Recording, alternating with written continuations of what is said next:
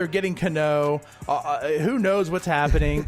Anyways, I mean, maybe they are trying to build upon it. Maybe they're like, I guess this goes back to what I said earlier in this offseason. Like, just wait till everything happens before you go crazy, which, of course, is not how it worked, because they signed Chisenhall. It's like, oh, World Series Pirates. Like, there's a plan. Let it unfold and see what happens. Right. So, if there is a plan with the Mets, let it unfold. This is the first part, of the entire plan. But anyways, going back to it, like, just in a vacuum, no matter who the teams are, I like the receiving end. So the Mariners traded Cano and Edwin Diaz, who, Ryan, is a very good pitcher. That's what gets it for me. I mean, Ed, you could have got a straight haul for Edwin by himself. Well, yeah. Like, what we're going to talk about here is something else I tweeted from actually my DiNardo's dugout when that was existence. I go, you don't get to Poto to rebuild. You get them to win a championship. And they just signed him to an extension this past year, and now they're entering a rebuild. I look at this, and I'm just like, I don't know, Jerry. I mean, I would have done one. I would have traded off Diaz in a whole separate deal and then Cano in a whole separate deal. Because I just think you can severely maximize that return on Diaz. That's what I'm saying. Like, when I look at this for the Mets, they're getting $20 million in Cano's contracts. That puts Cano's contract to 5 years, $100 million, $20 million a year. No, that's not nice. I mean, Cano's not worth that. But they're also kicking back Bruce and Swarzik. There's $40 million in payroll that's off. Right. So essentially, it's like you're taking on Cano at like $60 million, which equals out to $12 million a year. That's not too bad, actually. I don't look at that and say that's egregious. I mean, I think he can hold that value for the first few years. After that, it might decline. But you're losing the fact that you're also getting Diaz involved in that. I know. The value that Diaz brings, and he's making pennies on it. Like, this guy's 24 years old.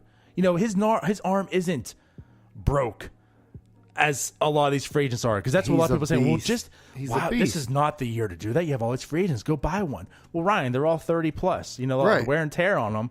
And they're wanting 6 years deals at who knows what much. This would be essentially picking up, Felipe Vasquez at this point.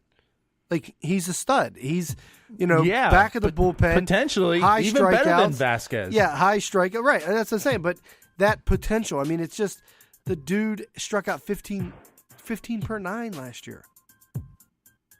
So Insane numbers. He actually was on the Cy Young and MVP ballot.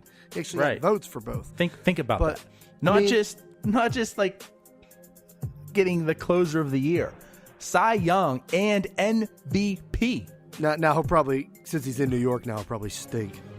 Well, yeah. Well, that's what Mad Dog says. Let me flail my hands everywhere. Well, he pitched in the Pacific Coast where nobody cares about baseball. Nice, Mad Dog. But yeah, that's what, to me, like, I like Cano's bat. It still plays. He still, checks out at second base. To me, like, when we talked about this, a while back, and I know you were kind of more on the Twitter about this trade, I honestly didn't even realize Cano's going to be 36.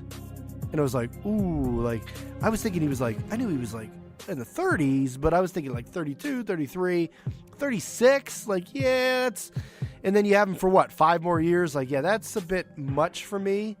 But like you said, it's that money that, like, to me, like, for me as the Pirates, if this were to make sense and I wanted to make this deal, the Mariners would have to, like, basically take half the contract. So Cano suddenly becomes a $12 million a year player, where that's a lot more manageable for a small market like the Pirates.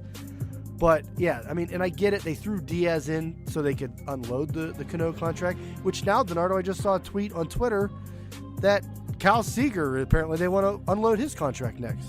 Well, yeah, I mean, good luck. Like Cano's easier to do than Seager. As funny as that sounds, like, I'd rather have Cano right now than Kyle Seager. Yeah, I mean, I have to look up his contract, but I mean, Seager's pretty good, but he hasn't, like, as far as the they're bat, unloading like, everyone. Yeah, they're like, are they broke? I mean, talk about reimagining the team. This looks like they're getting rid of everybody. What are they doing? It's a teardown. It is a teardown, and you know what? It kind of makes sense. It's like, you might as well do it now before you pirate yourself and wait a year or two too late. That's essentially what they're doing. It's like after the 2016 season, and they said, let's just tear it down now, instead of waiting out, and then you get Kyle Crick for Kutch. You get that return for Cole and does such. Does it seem like their rebuild or whatever the hell they're doing, reimagining? Like, I feel like with the Paxton deal, I feel like with this Cano deal now and losing Diaz, like, I feel like they could have done, I don't know. I mean, you got Sheffield back, but I feel like with Paxton and Diaz, like, you could have done better in getting a better haul back. But I feel like they're more concerned about just shedding that payroll. Well, and I that's think it's hurting their haul that they get back, the return they get back. I think it's just twofold. It's that they want to do both. But the problem is when you have a lot of guys on big contracts, you're not going to be able to do it. You know, I mean, it's one thing to go ahead and trade Garrett Cole and get some package because he's put Diaz out there. Okay, I mean, it's one thing to put him out there alone because he's making pennies. He has so much value to him that you can get a ton. But when you have guys like Seager, when you have Felix Hernandez, when you have, Cano, these huge contracts attached to them, it's hard to do it. That's literally, again, as I say over and over again, the Dodgers came in and bailed out Boston. This was Boston years ago. Their team was horrible and they had terrible contracts. But a team like, LA came in and said, we'll bail you guys out. Unfortunately, LA's not bailing out Seattle right now. Right. So they can't get that magic gift on them. So, I'm with you, man. If they would have just said, we'll bite the bullet on Cano, we'll shed half his contract, whatever it takes to trade him, I would have capitalized on Paxton and Diaz to get my prospects there. And then just shed from Seager and Cano, however you can. You know what I mean? Because you're going to make out... It's like it is just money, air quotes. Right. I would rather have the prospect return if I'm really looking to rebuild. Otherwise, I mean, you're going to be there forever, especially with the Poto at the helm. And look, we talked about payrolls and teams that. I mean, the Mariners aren't.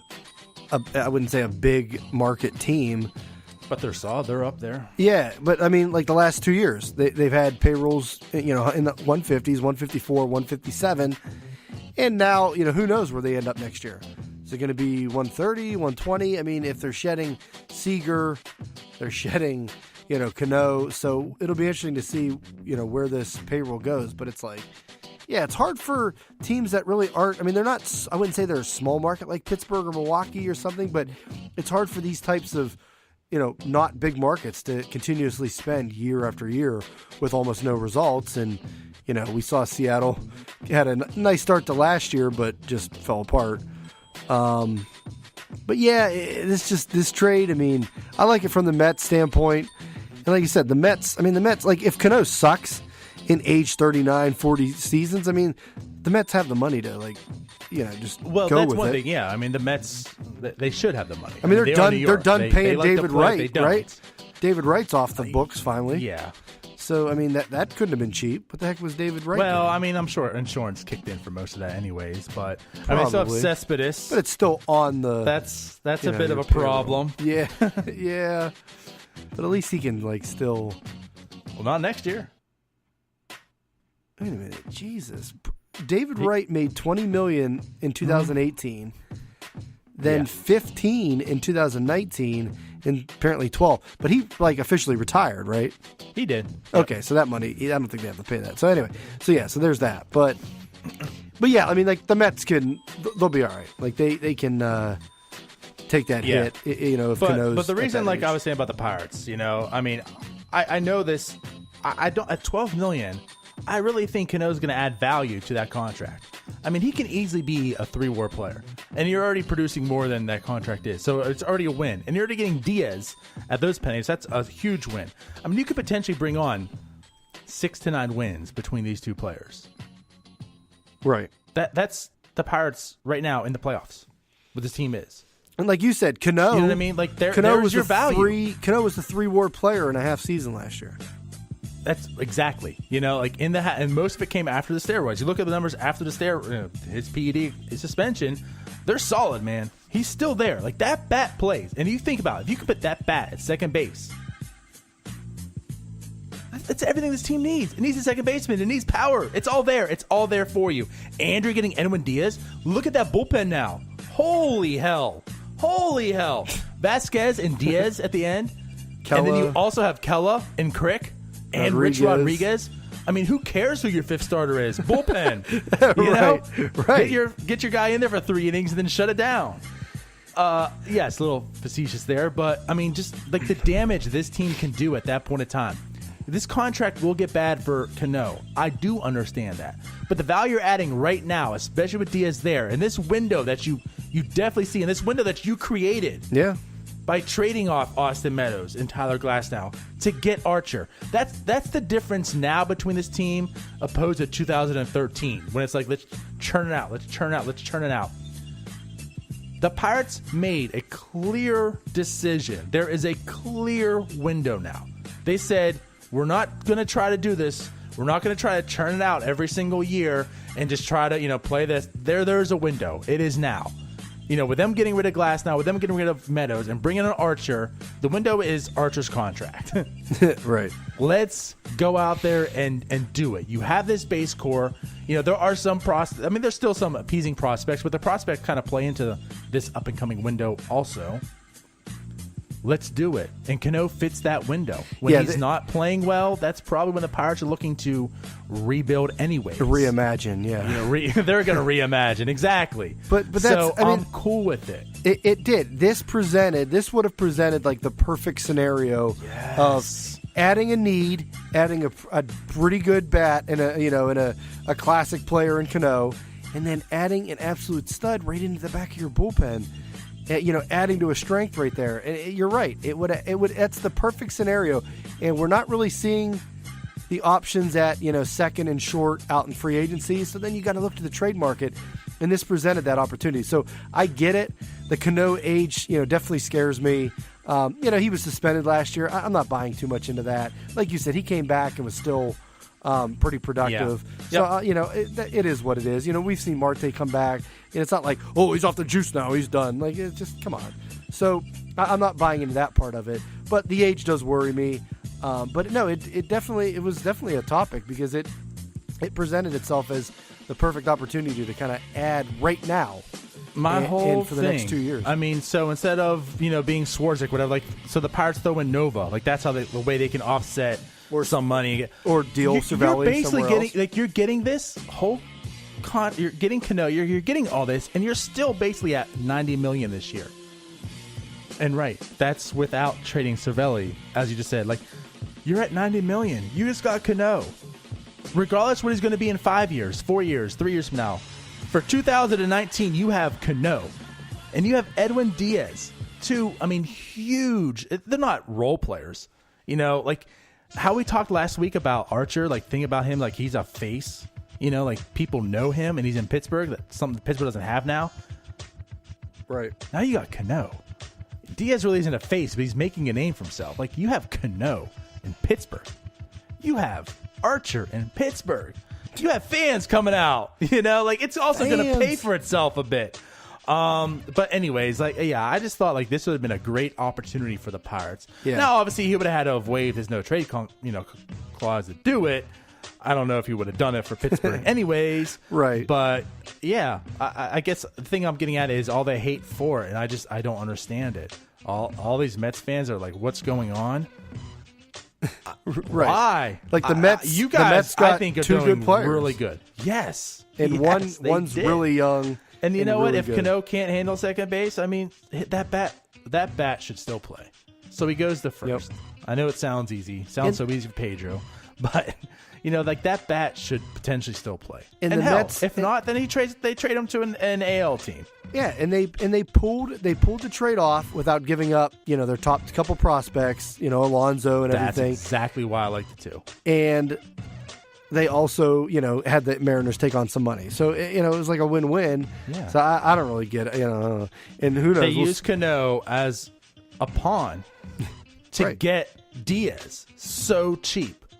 And it's not like they're paying this egregious number for Cano. I'm sorry. I'd love to place a bet, and hopefully in 5 years we'll revisit this or whatever. I think Cano's going to perform.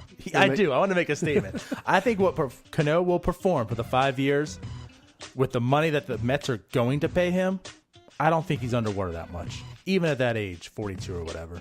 All right. I don't. There it is. DiNardo made a statement. Made He's a good at statement. that. Hockey ones, anyway. All right. Well,